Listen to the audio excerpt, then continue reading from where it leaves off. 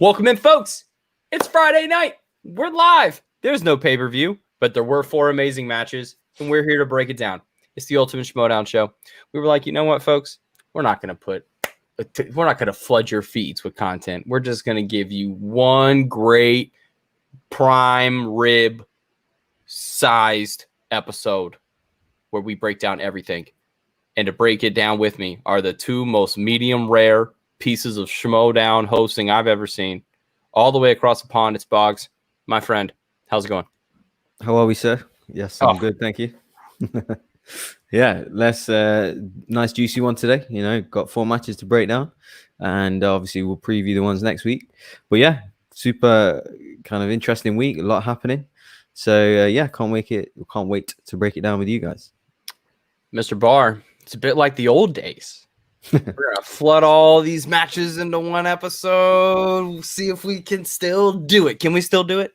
I don't know if we can, man. It's been years. You know, I feel like I'm that retired agent up in the Rockies. Where I'm just saying I'm getting too old to talk about 4 matches at once. But I'm excited and ready to try again, Colin. So, folks, you already know if you're here, we had 4 fantastic matches this week. We had Mark Andreyko versus the Kid, Brendan Meyer. We had Jader versus Tom. We had Chance versus Lightning Liz.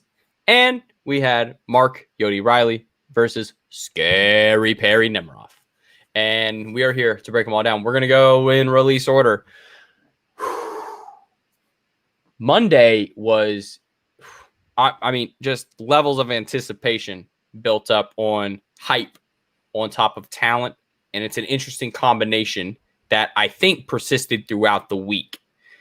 Throughout the week, aside from Tuesday, you really saw solidified talent going up against a hype threat.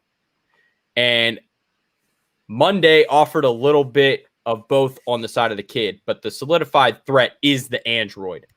John, were you feeling like Mark maybe not have been paying as much attention to the Kid as he should have going into this match?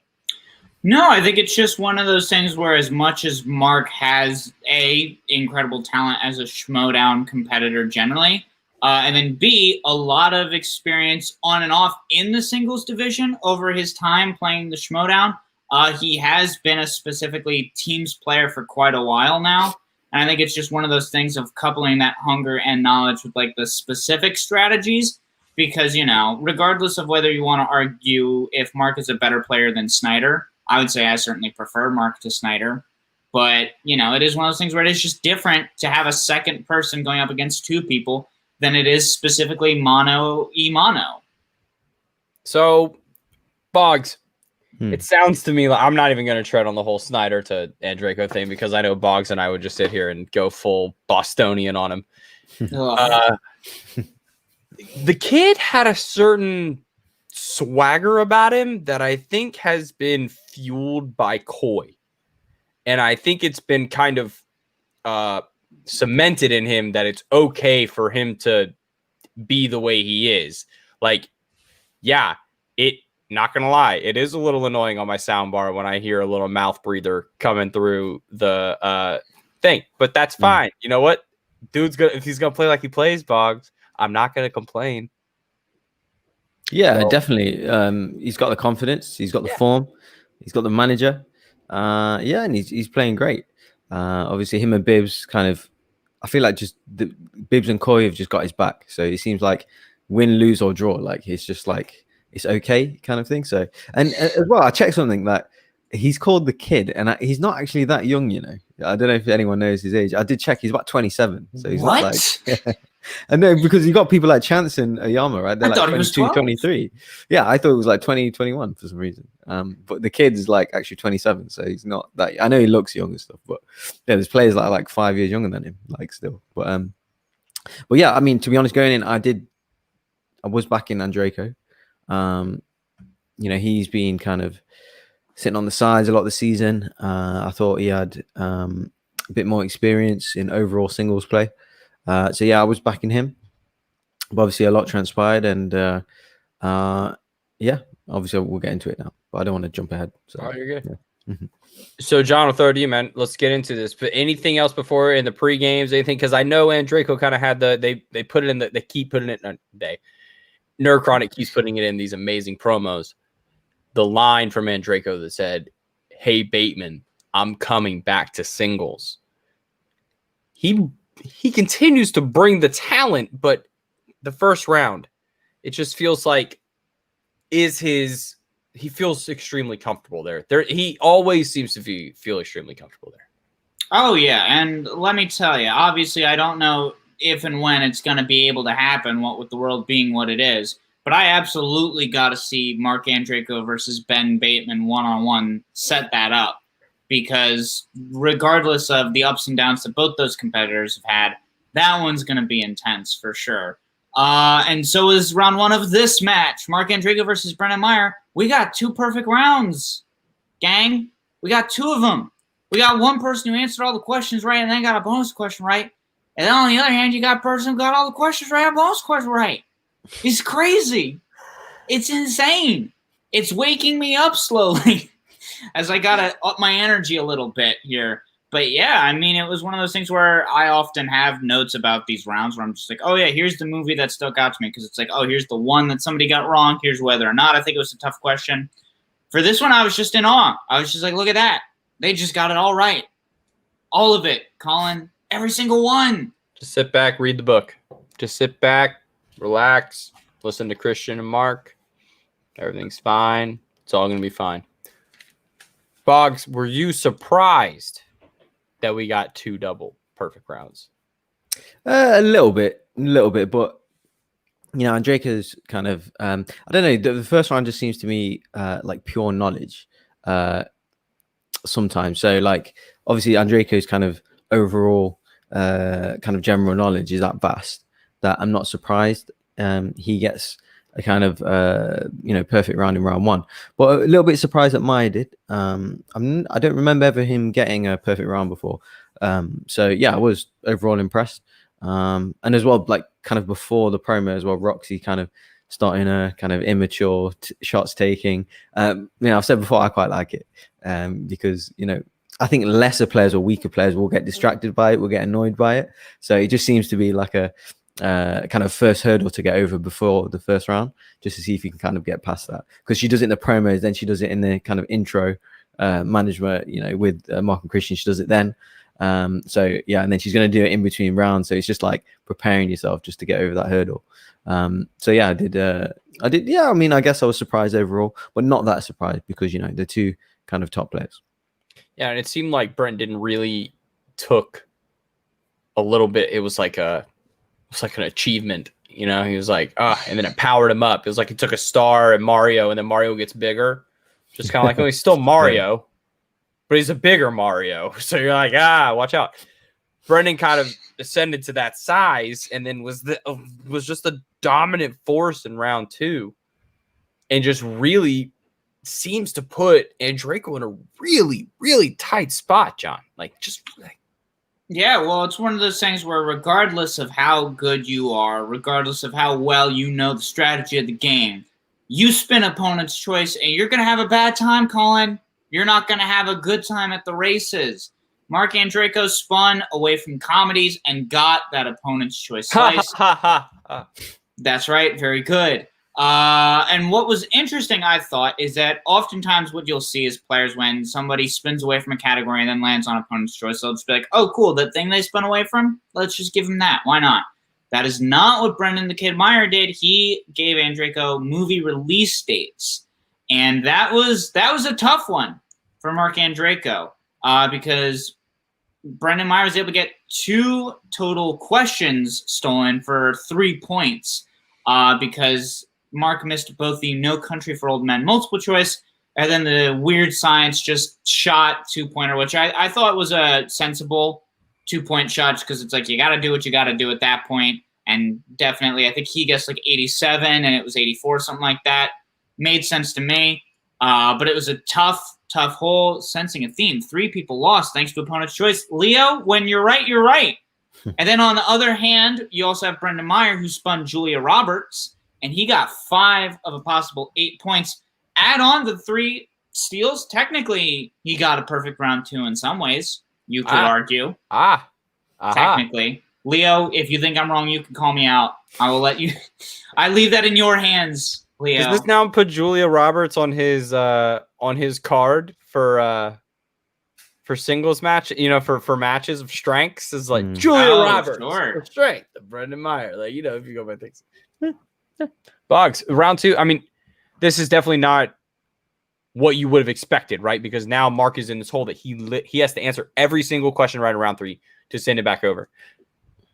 Definitely not where you expected the android to be in this at this time in the match. Yeah, no, definitely not. So just kind of summarizing round 2, and I mean, Leo's right there. Like, you know, particularly obviously, well, when they spin an opponent choice, because, you know, in these kind of StreamYard matches where you haven't got the additional kind of attributes you can use in a live match, such as crowd, studio, showmanship, you know, potential intimidation factor, playing in studio or in a live match, you haven't got them aspects. So using, you know, the best chance you have in round 2 is opponent's choice, and people obviously massively taking advantage of it. And movie release dates, you know, I've got more to say on this in another match, okay, but this one, you know, I think they're fair, they're all straight up. No kind of issues with this one, but I'll save that for the next match, or a couple matches. But yeah, a few obviously he guessed, you're right, he has guessed the Weird Science one, but if he went multiple choice, would it, I don't know, I mean, it would have maybe, I don't know, even if he got the 1, it wouldn't be a 2-point steal. So I was going to say, would it made a massive difference, but I'm not sure. But yeah, it was a tough round for him, and obviously, like you're saying, another kind of string to Meyer's bow with the Julia Roberts round. So yeah, I mean, he's showing kind of just what a good all-round player he is. And it, you know, just seeing the overall 17-11 score from Meyer, the kid, against, you know, a former champion Andreyko, it is like a weird, surreal thing to see. So yeah, it was really surprising, I thought. But yeah, you know, he spun opponent's choice, so that's what happens sometimes. And, you know, and this as well. Sorry, last point. Like, this as well, it shows a few occasions now we've seen holes in Andreyko's game, where, and you know, in his post match he says afterwards, like, he doesn't care, like in terms of studying on specific things, like in the Who's the Boss match, you know, when they spun Star Wars, they didn't have a clue. Obviously, Snyder tried to kind of save him with that. And I think he missed a 3-pointer about a Last Jedi, you know, Kelly Marie Tran question in that match as well. Obviously, this match, he says, you know, I don't care about the numbers. You know, this is like a couple of holes in his game here. So I just find that interesting that, you know, you only kind of concentrate, you know, you kind of openly saying, I'm only focusing on certain aspects and not other aspects. So I just found that interesting overall. Yeah, I can definitely see that it's a different approach, because we have seen the close to the vest approach, the Ben Bateman, you don't know anything about me that I don't want you to know.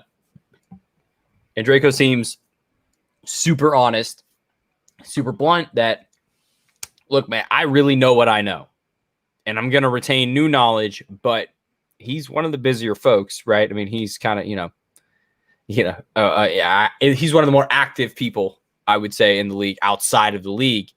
And it's hard to watch somebody that that dude, the match versus Bibiani is one of my top 5 favorite matches of all time. Their first match. It's one of the most amazing feats of knowledge I've ever seen. And for the kid to come in like this really shows that he is on, he ascended a tier, right? I mean, he beat a boss. Like, this was a boss level. And now in this, now with it being the kid versus Adam Collins, I mean, if you had this in your, you know, ecstatic 8, I'm calling you a liar, like, straight up, because the way that, you know, Mark, you just can't, like, this is just so out of the blue, John. Like, it was just so out of, you can't. I don't believe anyone. I don't believe anyone. I had the kid playing Roka. I mean, I don't want to talk about my bracket, so I'm not going to. My bracket. I don't want to talk about what happened there. I made a mess. Yeah, I mean, it's one of those things where I'm kind of getting tired of opponents so much. It ruins what could otherwise be great games. Tachyon. I mean, it's tough, you know, and we'll talk a little bit about this later in the third match. But certainly, opponent's choice didn't slow somebody down all that much. But again, that's for a little bit later. Yeah, it's one of those things where certainly Andreyko as a competitor, he's one of those guys where his personality, as it were, in the game is really just himself. And it works because he is just a very entertaining guy. It's always fun to see him in a match, and that's why I was glad to see him making his return to singles, because that means we got more Andreyko. But yeah, then on the other hand, Brendan Meyer, he's one of these people that was just was a fan of the game beforehand. It's similar to like the fan leagues, albeit just like a slightly different story coming in. And he's just someone that has been, he's kind of, like I said in a previous episode, he's one of the folks that's kind of led the charge on the constant challenging that we've seen this season, which, whether you like it or not, has now become something that is kind of a fabric of the game. And that's because Brendan Meyer is one of those more kind of strategic people. So I think it's just one of those things where it is kind of that conflict of new school versus old school, where you can have rounds that are stupid close, like that 9-9 first round, and then you can see Mark Andreyko, who just, in a bout of poor luck in round 2, and then just not being able to hit that 5-pointer, sometimes it just doesn't go your way. And sometimes you just don't know. And I think that's one thing that Mark keeps trying, right? But that's just one thing that Mark keeps trying to, I think that's his main point, and he doesn't care. And I think that's another thing to put in his, his little infinity gauntlet, of confidence. It's like, that's still confidence. That's still something. If I'm a manager, I'm like, well, maybe I can be the one to get through, because it just doesn't seem, at least right now, Roxy is getting the most out of Mark. It doesn't seem like she's able to at least pull it out, because it seemed like there's something about the way that Snyder and Andreyko play together, that they really bring out this unique sort of energy of Snyder's recency with Andreyko's depth of knowledge, and the way they just play off each other was just always impressive. And Snyder seems to be better equipped for singles, which I think that's where Boggs and I in the beginning were kind of I don't know what you're talking about, John. But let's see, Boggs, I would ask you this. You would feel that Snyder is the more well-equipped singles player than Andreyko, even before this match? Personally, yes. Even though, because they both had title shots in the past. I just think, just kind of including now in a geekdom slices and things like that, I just think Snyder has just more strings to his bow. That doesn't mean Snyder wouldn't beat Andreyko. Wouldn't yes, beat noted Snyder, inner geekdom lover Jeff Snyder. No, but no. Okay, maybe not inner geekdom per se, but I just think he has a better. No, sorry, I mean Star Wars, Star Trek. Call him out. No, Star Wars slice, questions, things like that. So, not necessarily pure inner geekdom. I mean, just kind of more kind of fantasy-based elements, maybe sports movies, that kind of thing, where I'm not 100% sure Andreyko would know that kind of stuff. But overall, obviously TKO win as well by Meyer. It's his first big win, I'd say, against an elite player.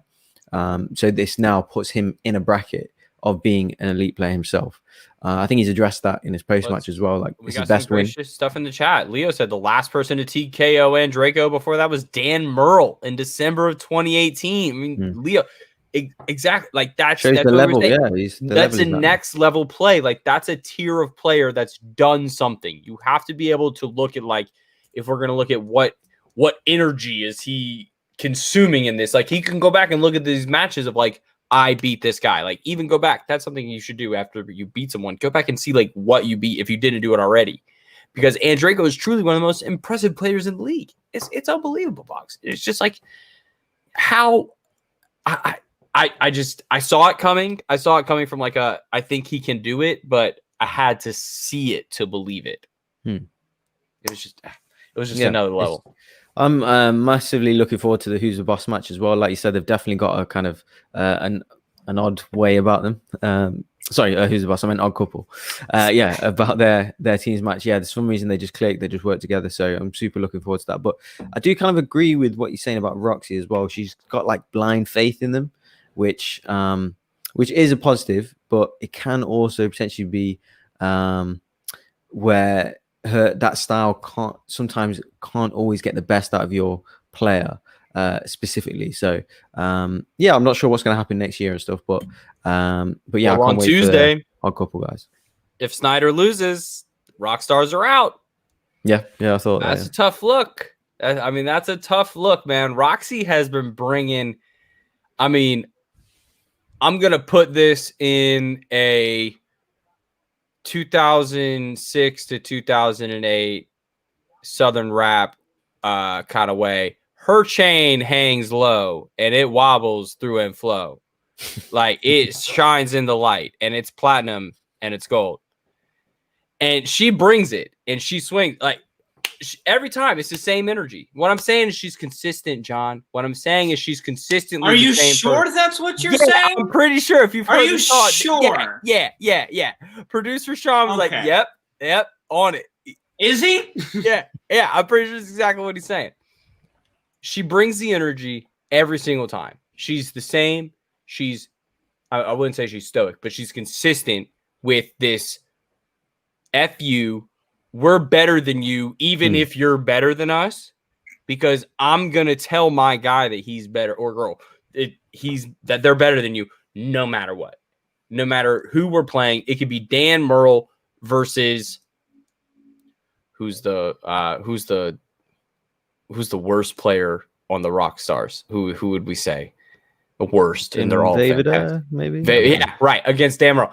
Roxy would somehow, Roxy would still somehow find a way to talk herself into anyone. It could be, she could be managing Josh Bakuga, and Roxy would somehow talk herself into Josh is going to beat Dan Murrell today.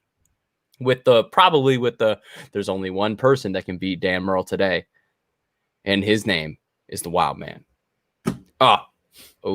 Oh, shots fired. Jared Haven. That's why I don't like these questions, man. That's why I don't like these questions. Let's not ask about who the worst player is. You guys need to go. I mean, it was an example, right? He didn't literally mean it. All right. Don't everyone gang up on the Rockstar. That man had to go through hell to find Ashley I.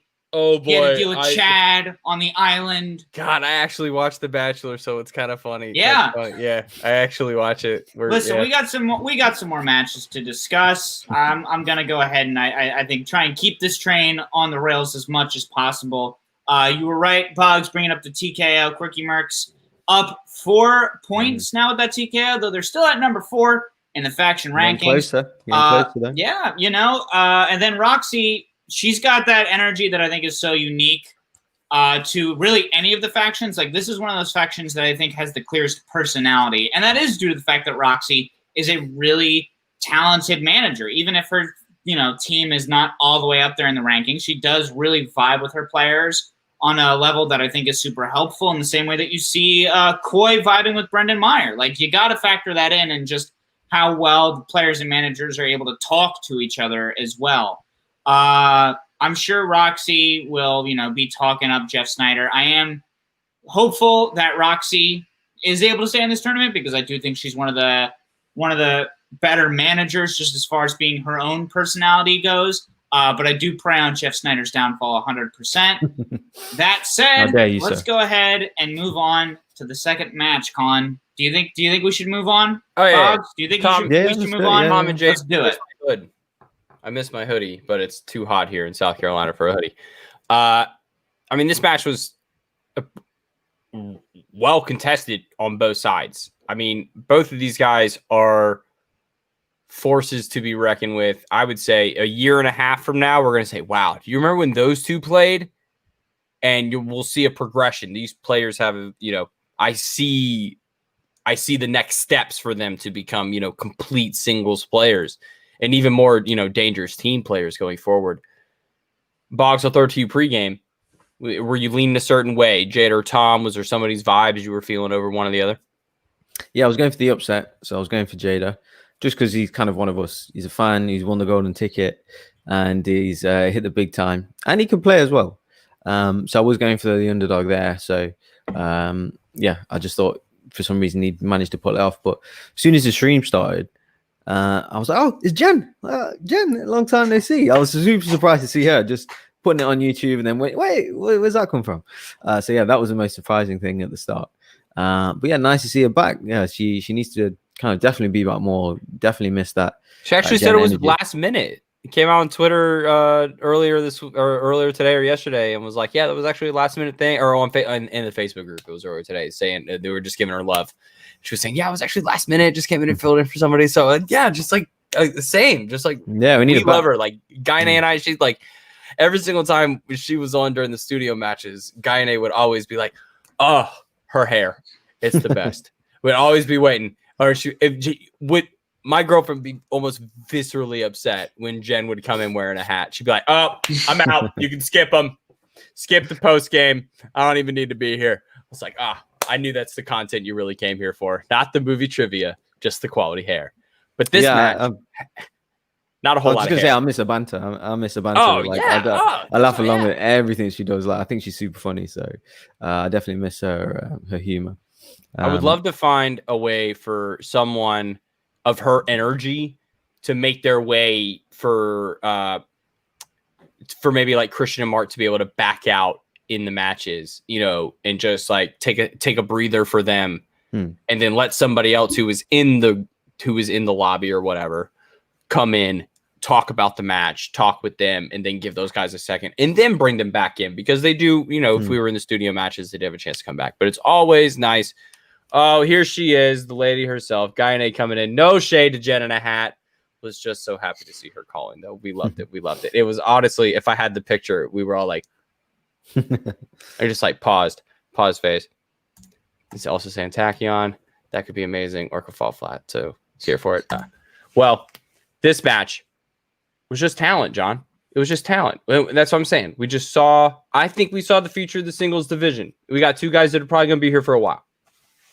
Yeah, I certainly hope so. I was definitely on the fence about who I thought was going to win this match. Obviously, Tom had a rough start to this season just with that Tom and Paul match, and I was kind of like, oh, does he need that Magic of Video Drew being with him to kind of bring out his best self? But then he had a really solid match against Tim Franco. Meanwhile, Jader, I think he has been one of the more consistently slept-on players this season. I had him winning his match, which he did, in fact, do. I was super excited to see him announced for the team's tournament. So I was really interested to see what happened here. And what we had here was an almost perfect round, obviously, with the Kevin Hart, Will Ferrell snafu that Kate was very hard on herself over. Meanwhile, Jader, every single question. All of them plus the bonus. So it was 9-7. Not quite as high scoring as the previous match we just talked about, but still absolutely nothing to sneeze at, Colin. So don't sneeze. Don't see if I hear you. No, but it did smell the same. It wasn't the same recipe, but the spices were quite the same in the second round, where we saw steals to, just a dominant performance. And it just kind of felt like Jader was a little, I would say he felt really comfortable. Like he was playing really, really, really, really well. And then it's just a sign of this game, Boggs, that can all go away very fast. Like it felt like the rug got like kind of ripped out under him in that second round. Yeah, I was a bit gutted for him, man. A new player, a fan, getting a perfect round, and then obviously spoiler, but getting a perfect round 3. So I don't think I've seen that before, where a player gets perfect round 1, perfect round 3, and still lose. You would only do that if you kind of get hardly any points in round 2. Like, even just mathematically, that's not really possible unless you get stolen and you don't kind of steal any. And that's like a next gen stat thing. I need like Frankie, like a Frankie numbers thing to come in here. Like I don't think that's ever happened before. No, and obviously he's just got the 1 point.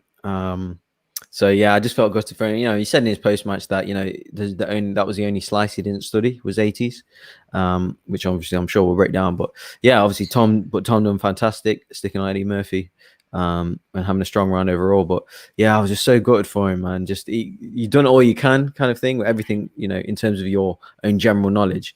And that 5-pointer as well was excellent, I thought. But yeah, anyway, obviously we still need to do. I mean, John, was that in round 2? Was there anything that in particular stuck out to you of something that like was a moment of, this got out of hand? Listen, I think Tom just doing as well as he did, that was pretty standard for a good match. And then Jader, spinning that 80s, like I was saying, it's one of those things where immediately Tom and Kate were just like, oh, he spun away from that one, so give him that one. And I think part of it was just like the luck of feeling that a little bit was part of what got to Jader, where he's just like, doggone it, all right, now I've been exposed, that sort of a thing, where it's just like, shoot, the one thing that I didn't want to happen has just been happened. And that is kind of what like got to him. Like Boggs just said, 1 out of a possible 8 points. Tom getting 3 different steal points on him. And, I don't like criticizing any player's game that harshly, because I know for a fact that if I were to ever play a game, I'd get smoked pretty easily. But how do you not know my man Mandy Patinkin? How do you not know Mandy Patinkin? Mandy Patinkin. Indigo Montoya? Homeland? Yeah, there were just a couple of, I don't want to say theater T-balls. work? I really hate the word T-ball. But there were a couple of like, if Drew McWeeny were served those questions, he would have audibly laughed. Like he would have laughed at those. Like he, Yeah. Oh. Well, and again, to keep myself humble, I would not have gotten either the Starman or the Year of Living Dangerously questions. Again, let's keep ourselves humble. Let's not get too rowdy here. Leo said round 2 has been rough on Jader. 1 right against Brittany, 2 against Jim, and 1 against Am. Oof, I did not know that. And yeah, I mean, he's been able to something to work on. Yeah, he's won both 2 of those 3 matches. But yeah, dang. Hard to go. It's hard to have those stats in 3 consecutive matches and go 3 for 3. It's hard for that luck to continue to prevail. Eventually, the talent's going to run out. Eventually, the talent on the other side is going to supersede your. I mean, I'm not going to say it was his talent in the 3rd round, but you got to perform in that 2nd round. 1 point in the 2nd round, I think. I mean, that's got to be a. I mean, it's got to be a 1% win percentage. At least, historically in some point. Yeah. Well, and let's also, and then talking about that round 3, he had an insanely good round 3. That Welcome to Marlin question, Welcome to Marlin had completely left my mind the second I couldn't remember those dumb posters. God, I couldn't remember the name, but God, I remember that creepy ass trailer. Yeah, God, creepy. that trailer was creepy. I was Not like, good. Is that Jeanette Monáe as a Barbie doll? In the car? Listen, I'm just glad that we've asked the question now so we can drop kick that movie. Literally get that out movie of the Schmodown forever. And then he got that Men in Black 2 3-pointer, also pretty impressive. And that The Mask 5-pointer. My goodness. Finally, someone gets a question right about The Mask. And it's a fun movie. Why aren't you all watching The Mask, huh? What did Jim Carrey's The Mask ever do to you? So it was a crazy 3rd round. But it didn't wind up mattering because, like what you're saying, he just got such a bad round 2 that Tom just had to answer his 2-pointer and his 3-pointer, which he was able to do with a fair amount of ease, it seemed. And it wasn't a TKO, so like definitely can't knock Jader's gameplay too much. But oof, man, that round 2 was just nigh impossible to come back from. Gotta say, in comparison, American football came back last weekend for the NFL. This felt like some junk time points. We call it junk time in the 4th quarter, where you're down big and you got to come back and at least, show me something, right? Like, show me something, boys, into next week to make me think that I don't need to put somebody else in your job. That 3rd quarter was some solid, like, look, man, I'm still here. That was just a one thing. And he said it. That's just the one category I didn't study. That 3rd round totally proved I'm here. He's here. He's ready for that teams tournament. And Boggs, I don't know, man. That's a dark horse. You think? Yeah, definitely. I mean, thanks for that stat, Leo, because I was thinking like if he's gotten 1 and 2 points in round 2 and he still won 2 matches, that shows me that in round 1 and round 3, he's excellent. He has to be excellent to be winning matches. So his overall knowledge is there. Like getting that Coco Bongo question, like how would you know the club in The Mask? Like why would you know that? Yeah, so that's an excellent pull. Like this shows the knowledge is there, but just the specific slices, obviously, that shows that you've got a lot to work on. Which I'm saying, take that as a positive, where the baseline is there, but we just need to kind of to get to the next level. Obviously, you know what to do, basically, just to improve on the round 2. So overall, obviously Tom has a extremely strong round two, which is why he's won. But for Jada, yeah, I mean, so much positives out of that, and yeah, just overall the way he conducts himself, I really like, and he just seems to have like a boyish enthusiasm about it, which is kind of great to see. And yeah, I'm super looking forward to that teams match. I mean, when I first heard it, I was like, what? Him and Hannah, because I wanted to see Deep 13. But yeah, overall, I mean, I really like Jade as a player.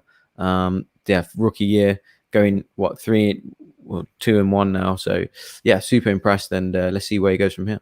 Fan of the night, Leo, coming in saying Bernie Drew still in last place, but he doubts that Jader and Brandon will help their chances in the team tournament. Just be interesting to see a new combo. You know, you never know what someone can bring out of the other person.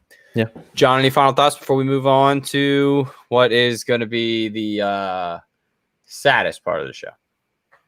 Yeah, no real final thoughts other than, you know, I guess kicking off the sad energy, I guess is what we're going to call this. It is a bummer to see the Burning Droogs be struggling in the way that they are, but it's a bunch of entertaining people. I do think that the Droogs' chances are going to ultimately rely on what team Jader and Brandon are paired up against in the first round, because like I said previously, I don't have a lot of faith in the Usual Suspects team. And the Usual Suspects, they're a little bit higher up now, but they still don't have their game fully together either. So it might not be completely over for the Droogs, but they had a bad one, and unless I'm mistaken, yeah, they're completely out of the tournament now. So there's no chance of making up points until we see what exactly is going to go down in that team's tournament. Well, we've made it to Wednesday. It was going to be my favorite day of the week. I was preparing for this like I was preparing to watch my Baltimore Ravens play on a Sunday. Chance Ellison was defeated in battle by one of the most just like a sheer force of nature, a true lightning bolt that strikes over and over and over again in the same place, defying all odds. Chance took that L, Boggs. He took it hard. Minute silence, please, people. Yeah, no, it was so dramatic. Yeah, no, because he wants that more than anything over teams, over in a geekdom. Yeah, so just over. Well, we'll start from the start. I mean, I loved Winston and Shannon's promo, like her with a cat and Winston doing the Pulp Fiction thing. I just find it so kind of, and how serious and were like Shannon and Chance were, like, as opposed to these guys who were just kind of so relaxed and having fun. I mean, and that's just reflected in kind of every swag match really, and kind of where they are. It just shows, they've got the right energy, right attitude every match. And yeah, so I mean, overall, obviously, well, going into that, I was definitely backing Chance, of course. How bad he wants it, how well he's playing, but not like going in, I wouldn't have thought it's a kind of huge upset, because she is that good. She has proven herself. I love the way she played the first match. So yeah, I knew it was going to be close, but definitely thought Chance will come out on top, just because I particularly want to see him against Bibbs as well. But yeah, and then obviously we're going to round one, and then when obviously they both missed the first quart. So when the promos happened, I thought, okay, I didn't think like Swag got the upper hand on the promos, but I just thought I definitely liked their kind of intro and promos more. And then when Chance misses the first question, I was like, oh, okay, come on, Chance, come on, get back to it. So yeah. I mean, let's definitely be clear here that when we talk about our sadness for this match, that's largely because Chance is just a friend of the show, so we love that guy, and we were rooting for him. Definitely cannot discount the fact that all three of us knew that Liz Shannon Miller was like no slouch. We were not I called her a force of nature in any sort of way, and it's more just a thing where it's like, she had been touted as like the new Ethan Irwin when she first showed up. She had a solid rookie season. It was just not necessarily that kind of thing where we, I think, got to see how dominant Liz Shannon Miller could truly be, especially against top tier opponents, but this was a match where she went up against a top tier opponent and managed to really cement herself as a player that is deserving of respect and accreditation, I guess is a word as well. But round 1, we did see a lead by our dear friend Chance Ellison, 7-5. Colin. The magic was almost all the way back. Darn you, Lethal Weapon 2. Darn you. That's all I like. I'm mad. I'm legitimately mad that he did not pull Lethal Weapon 2 because we know how much it means to him to pull that perfect round. And to see how much it didn't mean to Liz, and then to see how Liz claps back. I mean, Mark said it in the prelude. I mean, whoever comes out of this match should be, you know, it might have been either this or the Bibiani match. The Andreyko match. Either one. He said, whoever's going to come out of this is a contender to win this entire tournament based sheerly off of momentum. Yeah. That's momentum. Like this lightning is going to keep striking all over this bracket. It's crazy. Like the second round by Liz, she's just calm, y'all. Like she's just calm. I don't think like we've ever quite seen any. It is Ethan Irwin calm. You mentioned Ethan Irwin, John. It does. You're right. It reminds me of Ethan Irwin. And I think it's largely because of Winston. I really think that this was the match. As much as what he did with Ace, as much as what he did with Chandru, honestly, this was the match where I came out of it feeling like, oh, Winston's got Manager of the Year. He's just got it. And that's partially because my other big contender was Shannon. And this was the kind of win where I was just like, oh, now it's Winston's. Winston just has it now. He's already been given it. It's like how we've all already willed the Yodi Awards to appear in Nerd Chronic's hands. I think Winston's just got it at this point. Because it's super interesting to look at again, round 2, where there's not a lead change. It was still a 2-point lead by Chance coming out of it. But it's because of how both of them are top tier competitors who were able to really navigate everything that came their way. Chance got opponent's choice. He was given Festival Darlings. He had Eagle vs. Shark as his first answer, but thought the boy felt more like a first movie for Taika. Yeah, I mean, that's one of those big problems is when you start second-guessing yourself. And I do think that Chance was, again, sort of like I was talking about with Jader, getting opponent's choice. Like that is just kind of already an emotional gut punch where you do kind of have to find your way over that hump before you can even begin to answer the questions in that category. So I think that was just kind of an instance of Chance kind of getting a little bit too in his head about the luck he was given. And then Liz was able to get 2 steal points away from him in that category with that Eagle versus Shark question. But then Chance, he kept his head in the game. Liz got 5 of a possible 8 points when she spun dramas. And then Chance was able to immediately pick up on that killer Joe steal to the point where he even said it before they finished asking the whole question, which, by the way, if there are any purely audio listeners out there, does it really help to have to hear everything read sound back off again? In the comments? Is it really? We need to know if Christian explaining every single time that somebody comes in or out is completely necessary. I need to know if you would, as an audio member, purely give, okay, on a scale of 1 to 5 fucks, how many do you give? Because I think it's like 0. I think it's got to be 0. Because there's like, I'm not in that, like, come on. There's got to be something where it's like, this is a bit too much. I'm with you, John. Also, if you're a purely audio listener, you just missed out on some very great faces by me. But yeah, it was 12-14 coming out of round 2. Still in Chance's favor. Still anybody's game because Chance was still having that lead. But Liz was really sticking right on his tail. And a 2-point lead, that's really not a lot, especially looking at those big point value questions in round 3. I mean, round 3 was just it. Round 3 is where you either live or you die in the Schmodown. And this is one of those games where Chance kind of needed that perfect round in round 1 to kind of feel a little more confident going into round 2. Ultimately, I did the math, it wouldn't have mattered. But Boggs, how are you feeling at this point? Because I was feeling really confident. And speaking of rugs getting pulled out from under people's feet, it's kind of how I felt after this round. Yeah, a little bit. When she has spun opponent's choice and they've picked, because I was quickly looking at the wheel. Okay, what they're going to give him, what they're going to give him. I saw new releases, and I think she mentioned another one, and I saw Festival Darlings. I thought, oh, that's because I was thinking, what else are these kind of journalists, Collider kind of staff, kind of what their wheel slices are, and I thought, oh yeah, of course it's that. But I thought you'd done great, getting 6 points when you spin opponent's choice and still have the lead going in. So I thought, yeah, it was.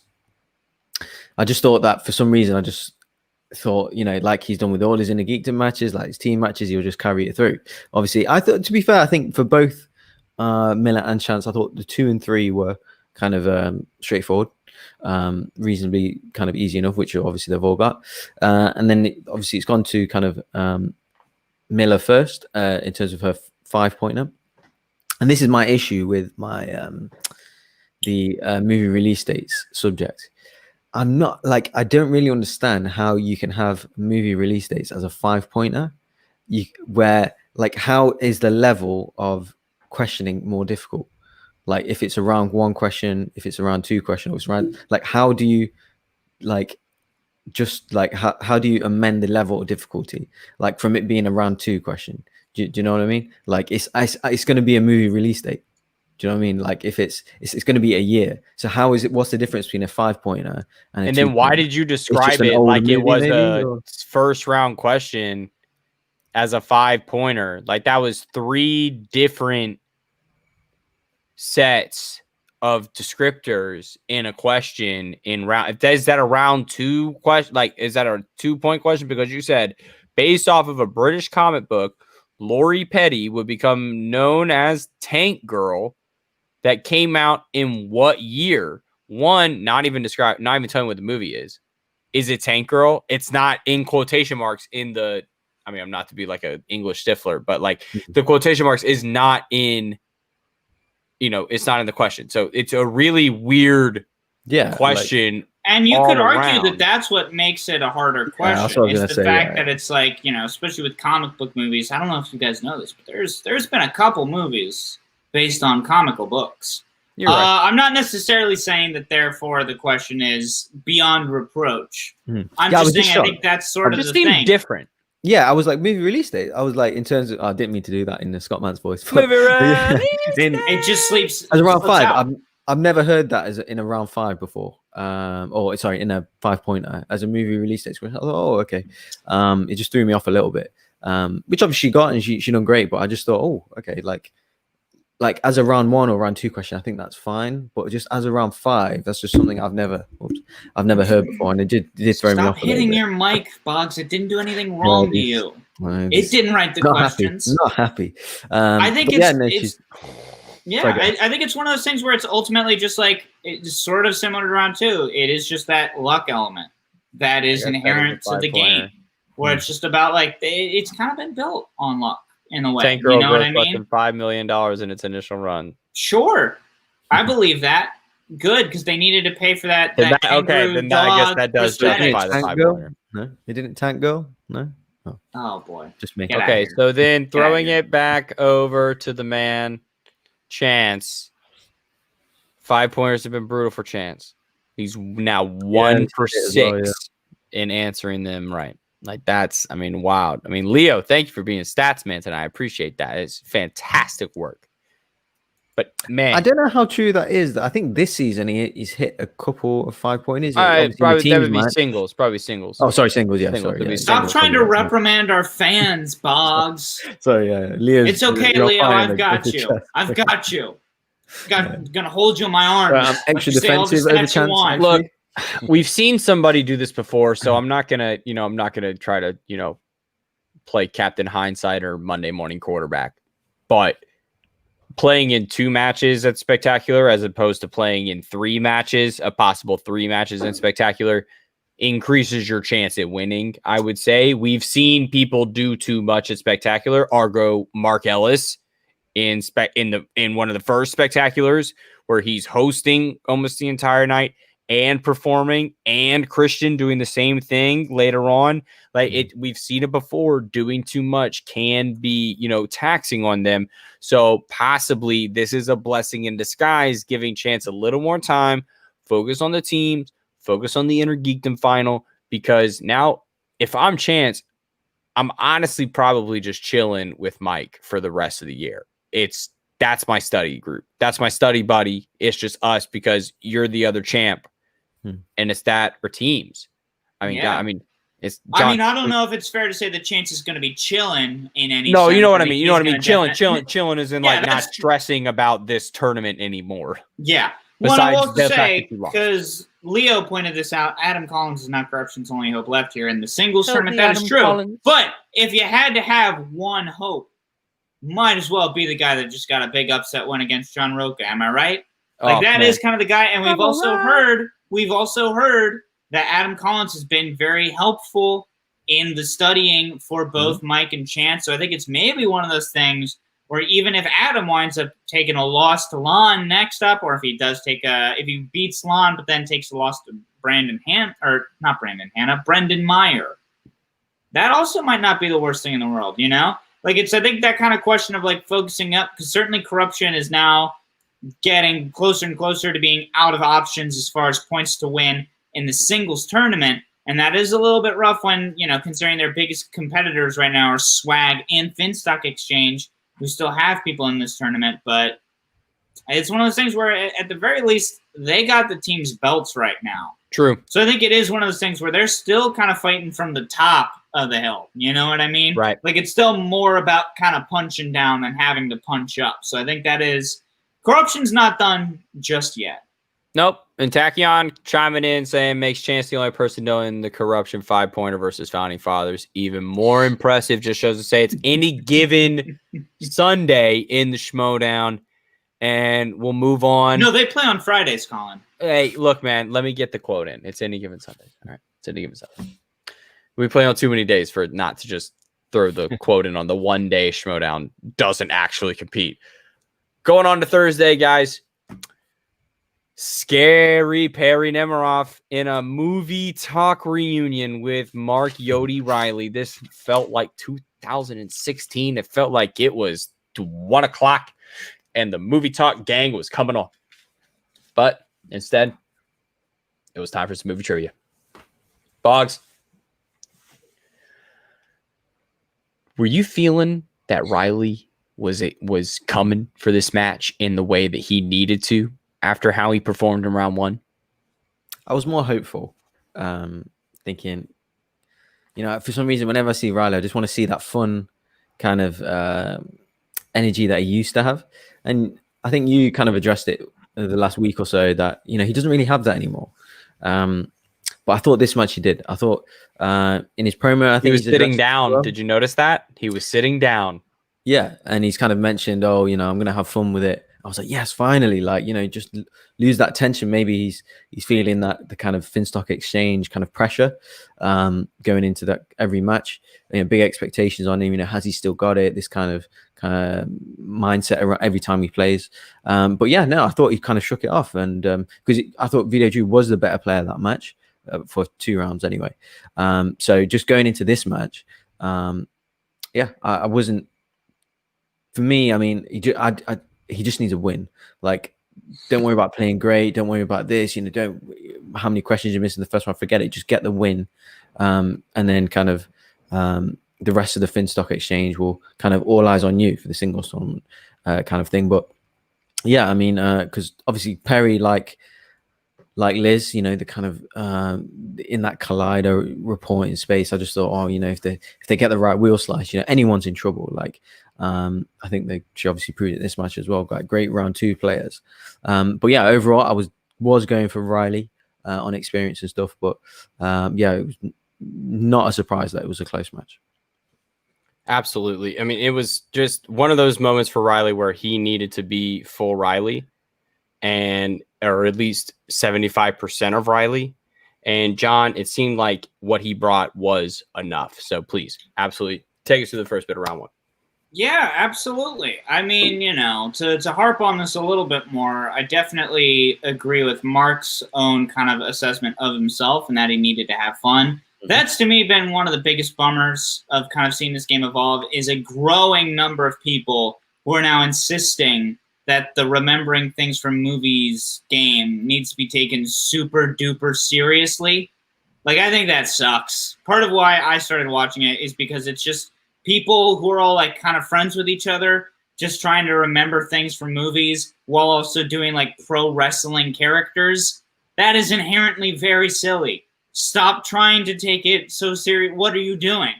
Why on earth would you do that? I think that's kind of been one of the reasons that the Finstock Exchange has faltered as much as they have this season. Obviously, again, now they're kind of like bouncing back. They are again now in that number one slot, thanks to Mark Riley's win today, which I think is important.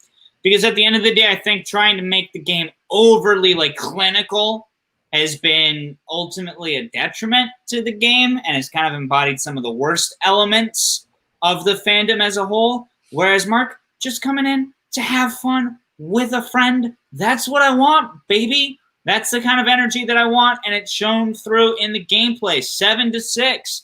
No perfect rounds, but still very good rounds. Like I always say, if this had been my Schmoedown match, I probably would have wound up getting, 3, 4? I'd be bad.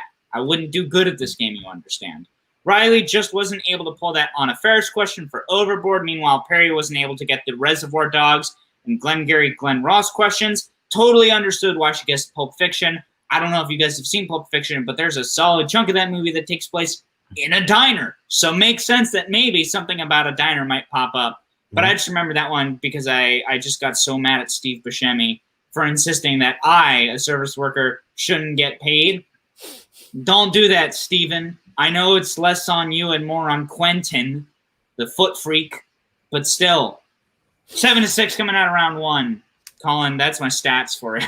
It's all right. I thought it was Pulp Fiction too. And if Quentin Tarantino ever comes into the restaurant I work at, hands on site. Yeah, tip. It's fine. I totally thought it was Pulp Fiction because the conversation that Samuel L. Jackson and John Travolta have, and I gotta have a feeling that they in some way talked about tipping, but I don't think. Yeah, whatever. Probably. Yeah, I'm just kind of at the end of this one, it's kind of Riley needed something, right? He just kind of needs anything at this point in the tournament. That's what Boggs saying. He just needs a win, right? Mm-hmm. So Boggs, you feel like he did enough here to kind of like, is this what he needed? He's just kind of like, all right, here we are, round one, cool. Just give me to round two. All right, cool. Just give me to round three. Pretty much. I mean, he's basically. I was just thinking, you've done enough. Okay, you've done enough. Like, just get the question right. Just for some reason, I just think he's quite delicate. I don't know why. He's just like. It's every question he gets wrong. You just see like his shoulders shrunk a little bit. Like, I don't know. But yeah, I was just kind of, okay, that's fine. That's enough. Obviously you got 7. That's really great.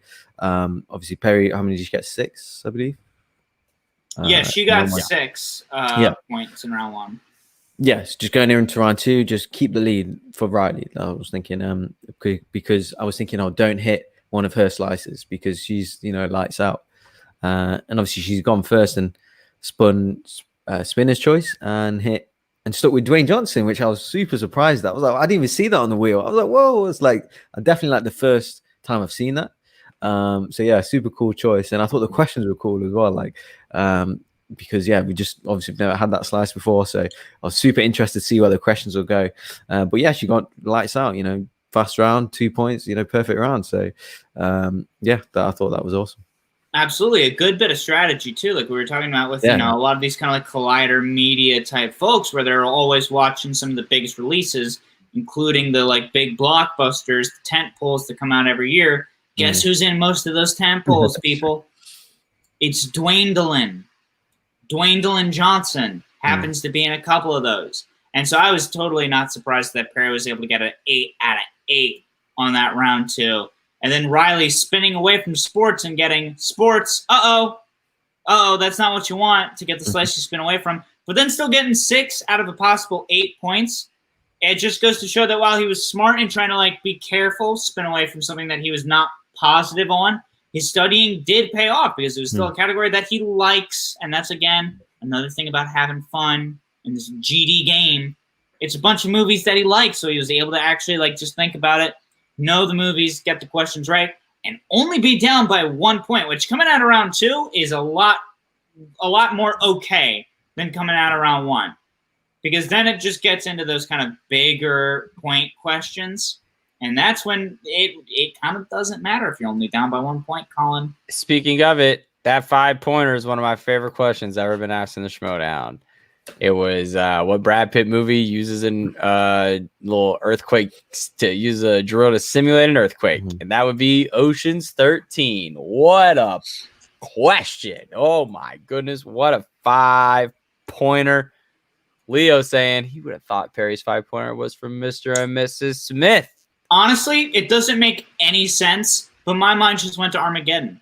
Brad Pitt fully not in that movie. Fully not in the movie, fully but not totally in makes it. Sense. But I was just like, I don't know. Didn't they have to do something to that, like some digging that was going to crash into it? That could be like an extra somewhere, maybe. Yeah. Gets Mark. Maybe Brad Pitt was dressed up like a stormtrooper in the background of that one. I don't know. You never know. And gets Mark out of this round. Gets Mark out of this match into the next round. I'm just curious. I don't know who Mark should fear more. Is it Andraco? Is it Oyama? And that'll throw us into our conversation about previewing next week's matches, folks. Tuesday. We'll go to Tuesday first just because it's the immediate follow-up to this match. John, I'll go to you first. John Boggs. John Boggs. John. Boggs, we have to answer this next question alternating word by word, I think. Okay, yes. More like Cat Dog, if you remember Cat Dog. This is my new cartoon, John Boggs. So, is there a player out of Oyama or Snyder that has impressed you more that you have Snyder, you go. Oyama. How dare you? No, I told you, I've got a soft spot for Schneider. Yeah, he's just, I don't know, man. He just,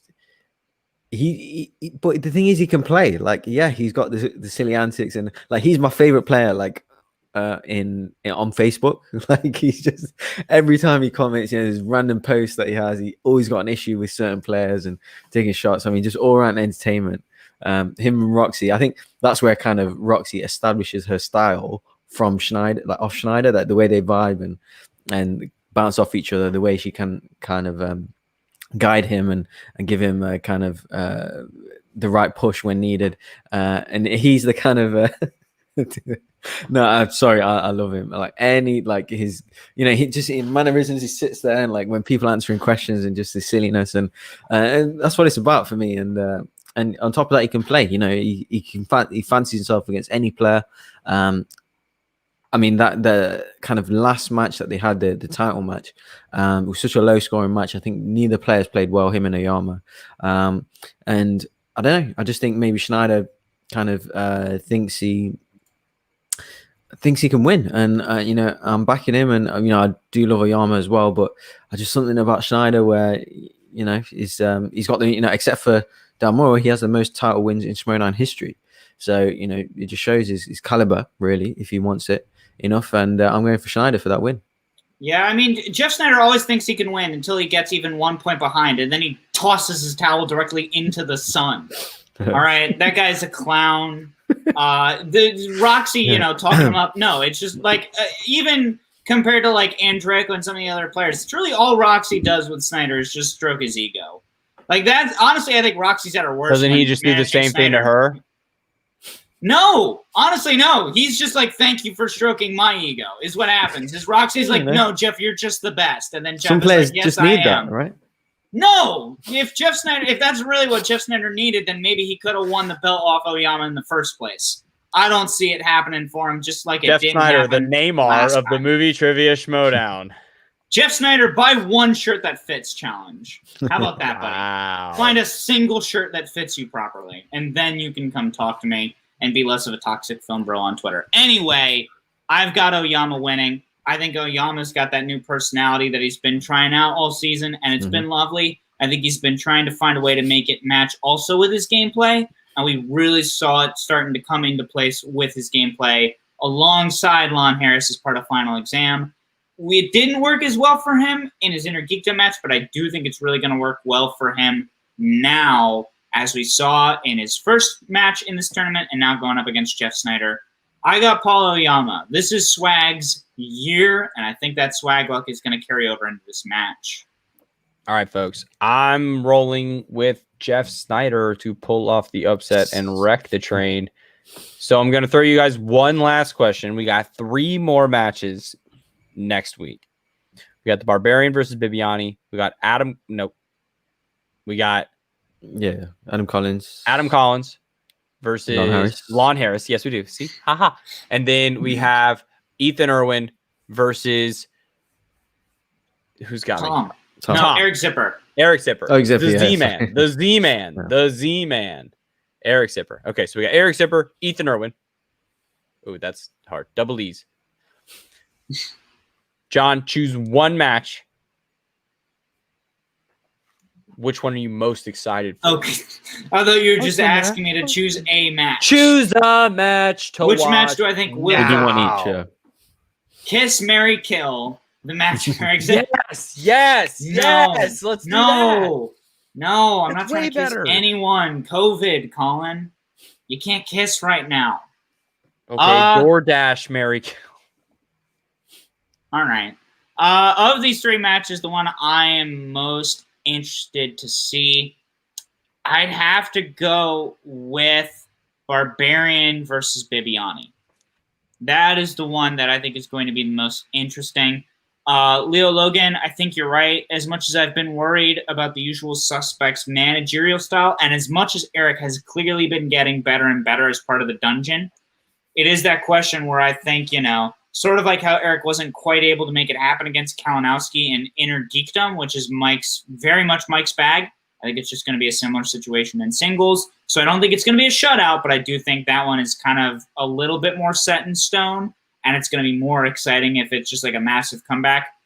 Tachyon pointing out Adam Collins versus Lon Harris. I'm certainly interested to see where that one goes, because certainly now that we've seen what Adam was able to do against John Roca, I do think it kind of tosses it up a little bit more into luck. So I am kind of just like on a very like weirdly intellectual level interested. But when I think about actual like personalities where it's like, I really like both of these dudes. It's people that we've seen in this game for a minute. And like it really is going to come down to not just the luck of the round 2, but then the luck of the round 3. Like it's so much more, I think, kind of up in the air as far as just who's going to have it the day of. It's got to be Bibiani versus Barbarian. Boggs, I'll throw the same question to you, man. Because for me right now, I'm kind of sitting on the Oyama Snyder train. So it's kind of why I'm going to throw this to you in a different. Yeah. What you got? I mean, that is definitely the most I'm looking forward to, Oyama against Snyder. But second, I would agree with Tachyon. I'm going to say Collins and Lon Harris. Obviously, Lon Harris is our last guest on the show. So, and plus Collins, I want to see how good he really is. Like, how far can this rookie go? Plus I want to see Lon back with his character. I want to see where he's at now, how he's surviving and stuff. But I want to see him back. I mean, just them two going at it. Just 2 good players. See where they are. See kind of how. I just want to see how good Collins is. So because that's more unknown. So I kind of want to see that more. But yeah, of course, Barbarian and Bibbs obviously is a great match. Ethan Zipper, maybe, it's on paper one-sided. But yeah, like overall, Oyama Snyder definitely for me is edge of your seat stuff, because two A players, 2 titleists, former titleists. Snyder 2-time titleist. So yeah, come on Snyder, come on, let's do it. Well, folks, it was a fantastic. Snyder, go on another Twitter rant about how you don't like Moonlight. How about Okay. that? All right. He's constant troll. He's That's constant troll. Love it. He's a troll. I agree with that. Well, folks, we are not trolls, but one thing we are is busy people. So it has been a Friday night. It has been an Ultimate Schmodown show, and it's been live. But there's no pay-per-view. It kind of sucks. So you're not going to be able to turn to that TV or whatever else you're watching this Schmodown on and watch some new Schmodown. You have to wait till Monday. But we'll be back next week, probably this same time, same place. I'll be in the middle of a move, but I guess I'll still be able to host the show, and we'll figure that out because life and, you know, all that stuff, and we're going to figure it out. But this has been a live episode of the Ultimate Schmodown Show. John Barr, Boggs, all the way across. Wait, no, wait. Oh There we no. go. Oh No. no. Oh, no. No, it's over. It's over. One thing you can do is follow us at TUSS Pod. Make sure you like this video, subscribe to the channel, go find us on the Facebook group, and make sure that you are following us everywhere. We're all the places you need to be. If you have any questions, make sure you send them to us at TUSSpod@gmail.com. We're always here, folks. If you want to hit us up in the comments, we're in the Facebook group. Find us, let people know that we're here. We're always here. And we'll be here next Friday. So, for the Ultimate Schmodown Show. How very ominous. Hey, you know, we'll be here. All right, cool. Later, folks. And that'll do it for this episode. Bye-bye. Thank you, everyone. Bye. Thanks. Yes, everybody in the chat for joining us. Thank you so much. Leo, Tagion, everyone in the chat. Thank you so much. Bye. You're not gonna thank your girlfriend for also well, being in the Gaine, she's chat? in the other room. But yeah, Gaine, thank you so much for being here. If you're still here, baby. Love you. Wow. Bye. Wow. Wow. I almost hit Lee's Oh, studio no. again.